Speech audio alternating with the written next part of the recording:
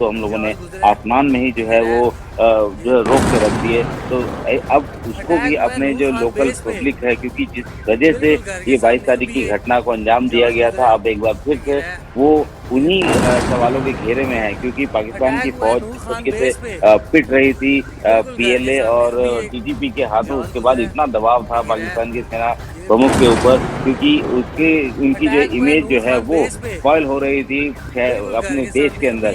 लिहाजा उसको एक ऐसा ऑपरेशन कराना था जिससे कि वो जो नाराज़गी है वो ख़त्म हो जाए, और उसके बाद जो है पहलगाम का ये अटैक किया गया। उसके बाद से अब चीज़ें सामने आ रही हैं, और अभी जो नाराज़गी है वो और भी ज़्यादा है। अगर मैं बताऊँ कि जो 2 अलग-अलग जो एयरबेस, पहले नूर ए खान एयरबेस की बात की हम लोगों ने, कि लॉजिस्टिक एयरबेस है, वो जो है काफ़ी इम्पोर्टेंट है, लेकिन साथ में जो रफ़ीकी एयरबेस है वो पाकिस्तान के फाइटर एयरक्राफ्ट जो कि मिराज 5 है और उसका होम बेस है, वहाँ पे उसके स्क्वाड्रन तैनात हैं। और ये अपने आप में ही साफ हो रहा है कि वहाँ जो नॉर्मली क्या होता है कि जब भी कोई ऐसा एयर स्ट्राइक होता है तो रडार जो है वो पकड़ते हैं कि कोई एयरक्राफ्ट, अनवांटेड एयरक्राफ्ट उनकी तरफ बढ़ रहा है, नहीं बढ़ रहा है, और उस वक्त जो एयरबेस, और हर एयरबेस पे 2 एयरक्राफ्ट हमेशा तैयार रहते हैं, लोडेड और पूरी तरीके से एमुनेशन से लोड होकर तैयार रहते हैं। और जैसे ही रडार पिक करता है कि कोई एयरक्राफ्ट उनकी तरफ आ रहा है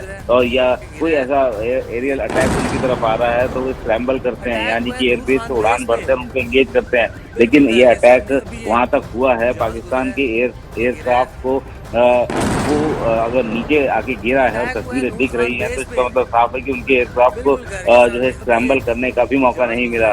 तो ये दिखाता है कि इस तरीके का जो अटैक जिसका दावा वो कर रहे हैं, डीजीपी आईएसपीआर कह रहा है कि हाँ भारत ने अटैक किया है, इस तरीके का स्ट्राइक किया है, तो ये भी एक साफ मैसेज दिख रहा है कि पाकिस्तान के पास इस तरीके के स्ट्राइक को रोकने का कोई नुस्खा नहीं है। किसी भी तरीके के एयर डिफेंस सिस्टम या रडार जो है वो इस मैं लौटूंगा आपके पास। इस वक्त एक और बड़ी खबर आ रही है। पाकिस्तानी सेना ने 3 शहरों में धमाके की बात को कबूला है।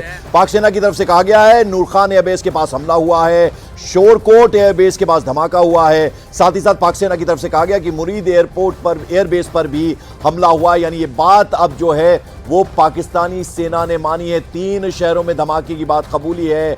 और आप देख सकते हैं नूर खान एयरबेस के पास हमला, जिसकी तस्वीरें भी हम आपको दिखा रहे थे। आग की लपटें, उठता हुआ धुआं देखा जा सकता था। शोरकोट पंजाब यानी यहां की एयरबेस पर धमाका हुआ। मुरीद एयरबेस पर भी धमाका हुआ है। जबरदस्त नुकसान हुआ है। आइए सुनते हैं क्या कहना है। कुछ देर कबल उसने अपने तैयारों से फजा से ज़मीन पर मिसाइल दागे हैं। नूर खान बेस पाकिस्तान एयरफोर्स की मुरीद बेस और शोरकोट बेस को निशाना बनाया गया है।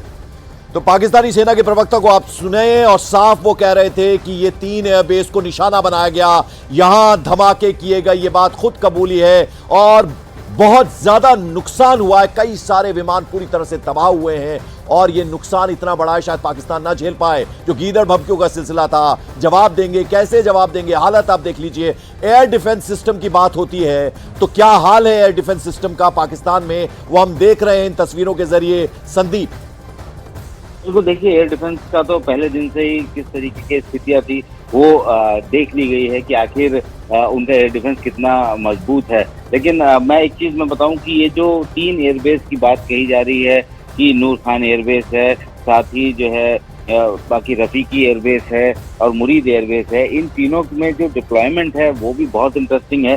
पाकिस्तान का जो मुरीद एयरबेस है इसमें बेसिकली इनका जो कॉम्बैट ड्रोन है और जो यूएवी की फ्लीट है उसका ये होम बेस है।